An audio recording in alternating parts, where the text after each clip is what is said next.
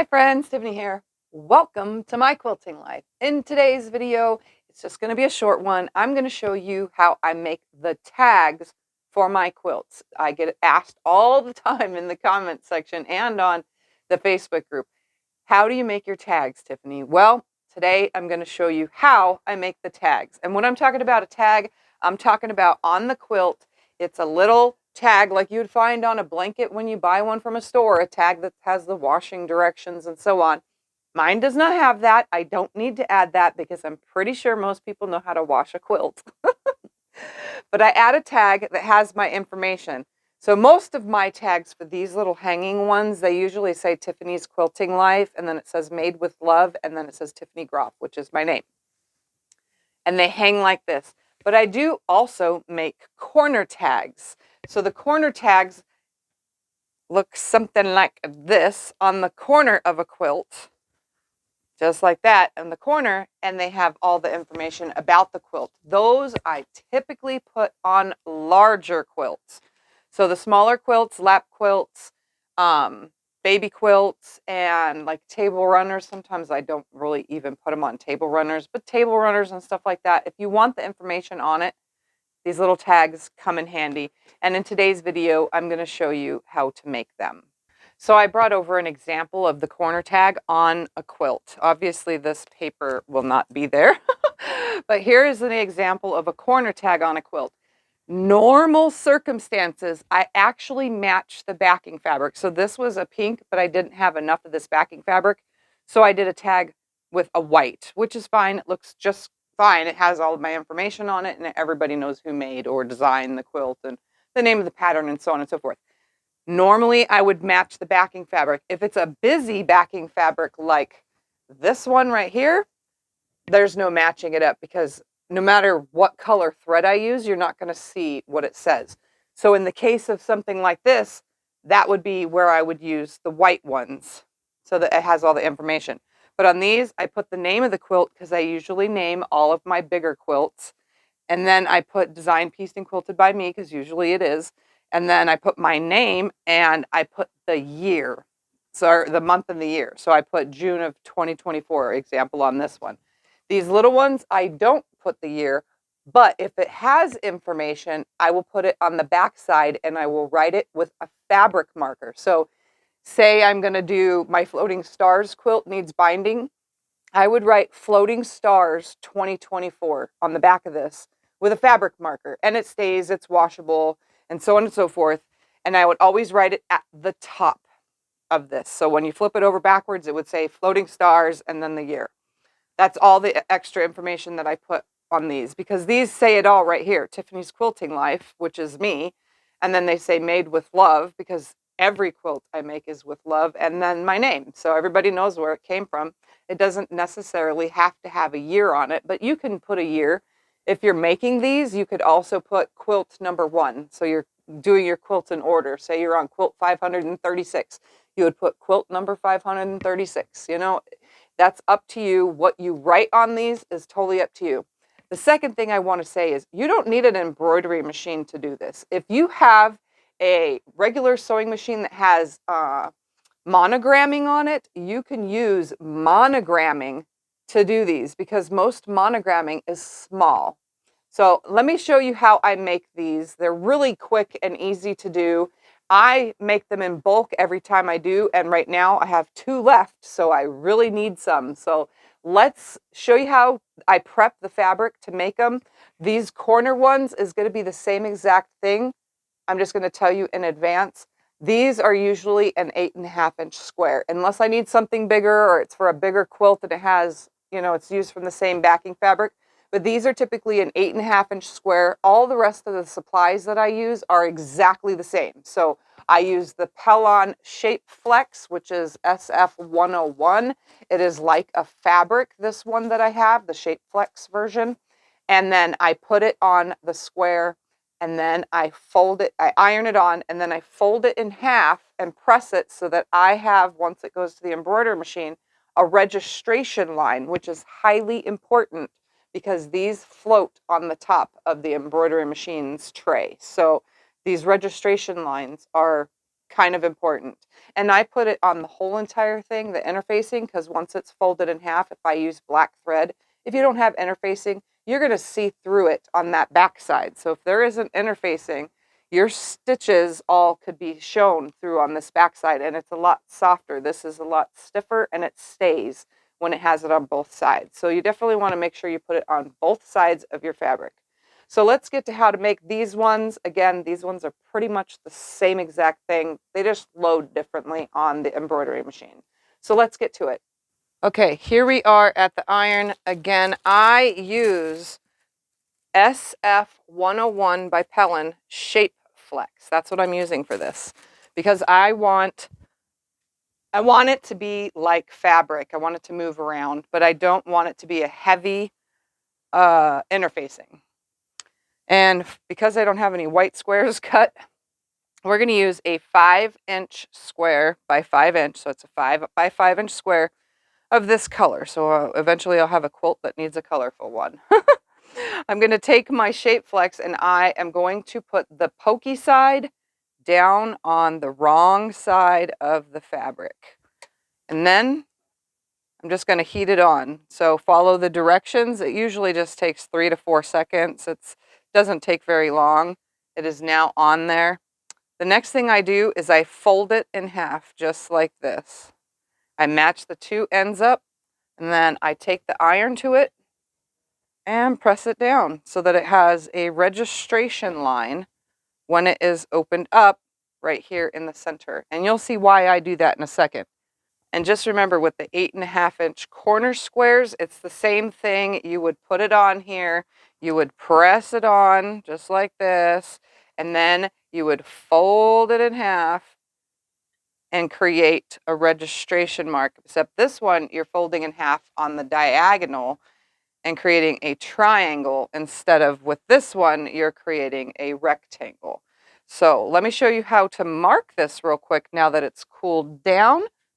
For these squares, I load them one right after the other. So I just take a 2.5-inch ruler and I put a registration mark with a friction pin, so that way it, can be erased with heat, just like this. Just so you know. But once it's heated up, let me cool that down a little bit. I'm going to put a mark again. Sometimes it doesn't work if it's hot. And then we're going to take this over to the embroidery machine. Now, I make a bunch at once, so I go about making about 16 or so at one time, sometimes more. It just depends on how many I need. So let's go over to the embroidery machine and show you how I load these. So here we are at my embroidery machine. If you're curious, I have a Brother Persona PRS 100. I will put a link to it in the description below this video. All right, you can see I already have this going. Scott stands in here and presses all the buttons for me. That way we're ready for the next one. I am going to just switch now to a white one because I have white ones already made in here. So here we are with a white one. The previous one has some pins in it. I'm going to remove my 2 pins that hold it because I'm going to use them in a second. And for now, I'm going to grab a smaller pin. And I am going to pin this previous one out of the way. So I'm just going to go ahead and put a pin. I stick my hand underneath it and I kind of just get that pin in there to hold that down and out of the way. So then what I'm going to do here on my tray is I'm going to use this registration line that I made. And I am going to lay this, so it's hard to do this, but I'm going to lay it and butt it up the registration line just about a 1/4 inch or so away from that previous fold. So about right here. I'm going to make sure it's nice and straight, and then I'm going to go ahead and float it on here with some pins. So I'm just going to fold it on here with some pins. I am using a soft cutaway stabilizer for these because I don't want a lot of bulk by having a paper stabilizer. So I definitely just like to use a soft stabilizer, and I will cut all these away when I am finished. So now that I have it loaded, I can see my registration fold is perfect. Now here's my center registration marking that I made, and I'm going to align the machine now by using the laser that's on mine and come down beyond that. So I'm just pressing the button on my machine. So here I am just pressing that button. I'm just holding it down to where it's where I need it to be. And it's still going about right there. Now I want my laser dot, which I know you can't see, but it's there. It's the lighting on this machine. It's kind of bright. See, I can't even cover it without you not seeing what I'm doing. So I'm going to line my laser light now center with my little marking that I drew. So I'm going to move it just a little bit to the side. Then when I got it where I think that is center, I'm going to press my button that, aligns it to find out where it's going to land on the top. I never stitch. I leave about a 1/4 inch of space between the top fold and my top of my design. So let me go up just a little bit. We're going to see where it's going to land. It's about a 1/4 inch so far up there.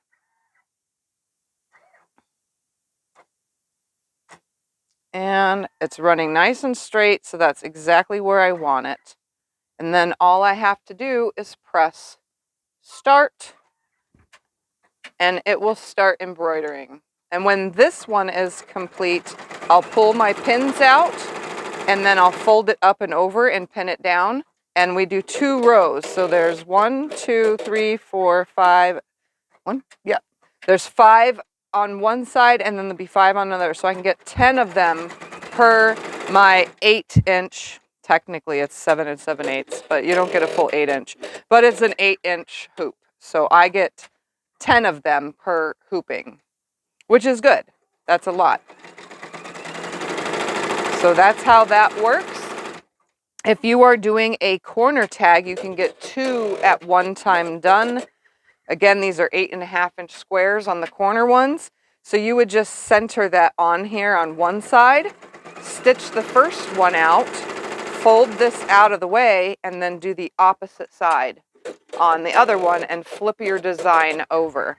These I don't have to flip my design on because they're all stitching on one side. But the corner ones is the same thing.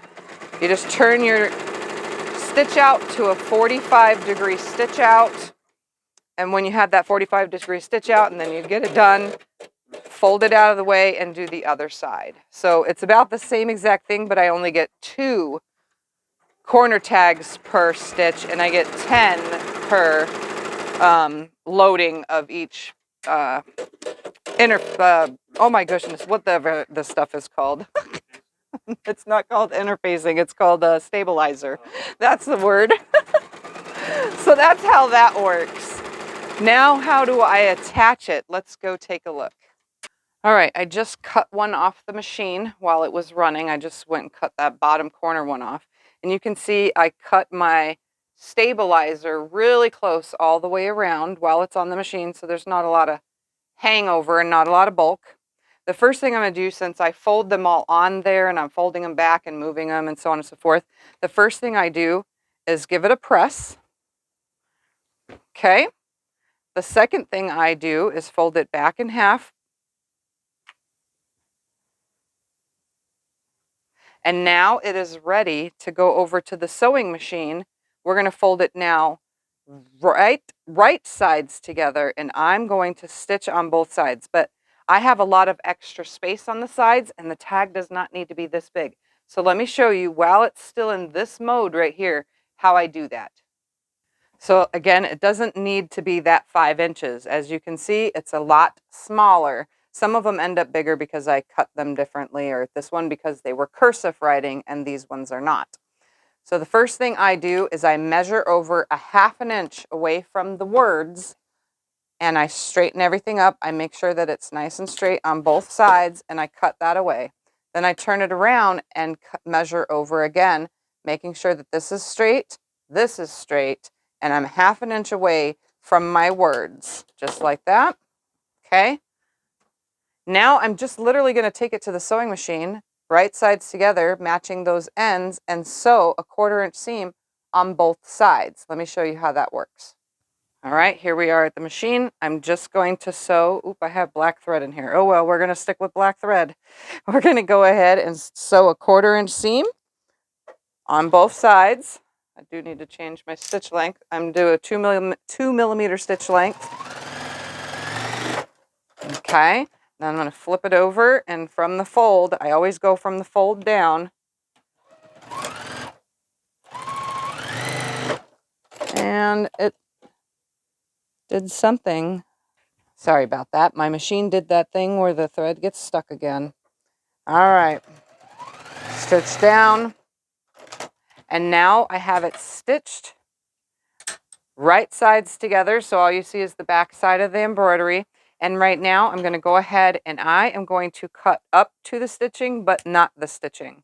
Just like this. I'm going to do that on both sides, right up to the stitching, but not the stitching. And then all I do is fold it out like this. And you can see I have a perfect amount of space on the sides. Then I take a tool, a poking tool, and I poke my corners out. Just like this. Normally I do not use black, oops, see, because that happens right there where I poked right through. Normally I don't use black thread for stuff like this. Cut up to the stitching, not the stitching. So that just happened where I poked right through. We don't want that to happen. So now I have to stitch a little bit over again. Just a little bit. I'm going to snip the rest of that all off. And right up to the stitching, but not the stitching, because we've learned our lesson. This is an improv video, by the way. That's why it's not my normal type of filming style. So here we are, poking it out. Now what I'm going to do is I'm going to take this over to the iron now, and I'm going to press this nice and flat. So I'll be right back in a second. All right, now it is pressed super flat, super flat. And what I'm going to do is now I'm going to change my stitch length to about a 2.5.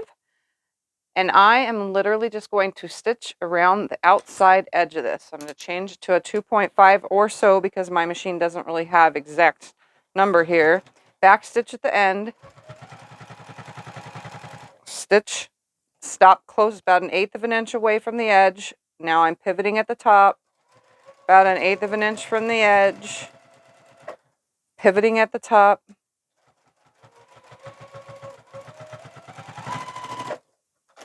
And this one did not come out perfect, but I never said they were.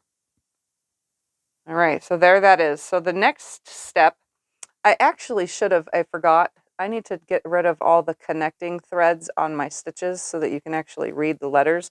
But let me do that real quick, and then I'll show you how to attach it to a quilt.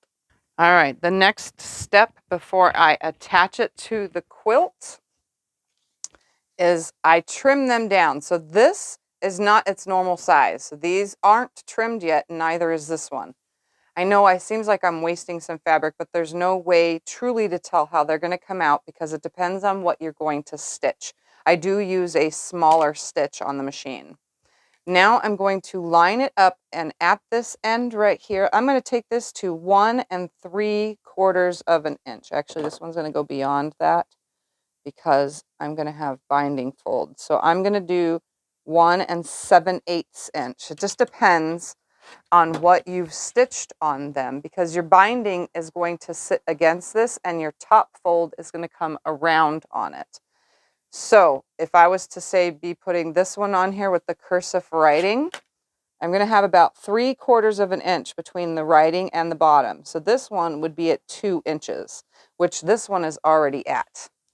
This one, the writing, I need 3/4 of an inch at the bottom, so I'm literally taking this one to 1 3/4, which is my normal cut on all of these, is 1 3/4. So this one just needed that much trimmed off, and now it's ready for the quilt. Normally I use white stitch around these. Sometimes I match the stitch with the color of the fabric. Sometimes I match the stitch with the color of the thread that's binding it. So I'm going to go ahead now and show you how I attach these. It's super simple. All right, so my binding is also ready for this quilt. I'm just going to toss that aside, and I am going to take my quilt, and I always put this on a bottom corner of the long side of the quilt. So if the quilt is 40 by 50, I put it on the 50-inch length side at the bottom. So I'm going to open this up. I always put it about, I don't know, 5 or so inches away from the corner of the quilt. This is just what I do with every single one of them.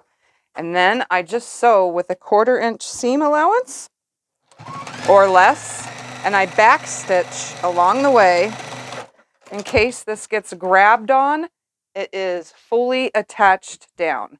When it comes to the binding, you're going to sew your binding on just like normal. So right now I'm not ready to do that part, but say I'm sewing my binding on. You literally just lay it right on top. You sew down it. Then when you flip your binding to the other side, let me try to lay this here. It's going to come right up and over just like this, and it will look stitched like that, and then you'll have a top stitch on the front, and sometimes, depending on the person, if you're stitching in a ditch from the back or not, you could also end up with a stitch across it. So let me show you the example. So again, here's the example. So you can see it was stitched onto the back and then rolled to the front and top stitched. My stitch line for top stitching, I don't stitch in the ditch from the back side. I never do that. But I don't mind the stitch here. I usually match my thread to my backing fabric anyway, and you don't really see it. So I'll always have a stitch all the way around. But that's no big deal because it's an extra stitch for the pulling and tugging of this. So that way it doesn't come off. On the corner ones, again, on the corner quilts, I always stitch whatever custom to that quilt. So they would just sit on the corner like this. You would line it up with the edge on both sides, making sure your quilt top is super flat. Then you would stitch all the way around. A lot of times I just do a couple back stitches as I'm going along, like that. So you would stitch it on, and then your binding would do the same exact thing. Your binding would be stitched on, and then when you go to fold it over to the other side, you'll have, the edge folded just nicely and stitched on it along the corner. So they're really easy to do. Really, really easy. So I'm going to go ahead and bind this quilt. This is how they are made. It's super simple. If you have an embroidery machine. If you don't have an embroidery machine, you can do the same size squares, but use the monogramming on your domestic sewing machine that has monogramming. And most monogramming letters are about this big right here. So go ahead and make these your own. Have fun with your tags. You can, since you have a registration mark on the fold with these, you could also stitch with your stitch. So one would be facing one way, and then you would design it with an upside down one so that it's right side up on both sides, and have stitching on both sides if you're naming your quilt. That is up to you. I do that with some of the quilts where I stitch all this on one side, and then I'll go and add the name because I don't fold them all right away. I don't have them done like this usually. They're usually done separately. So when they're still open, I can go to the embroidery machine and add the other side to it. Whatever I want to write on it. So that's up to you. Have fun with it. They're super easy to make. And I hope you enjoyed this video.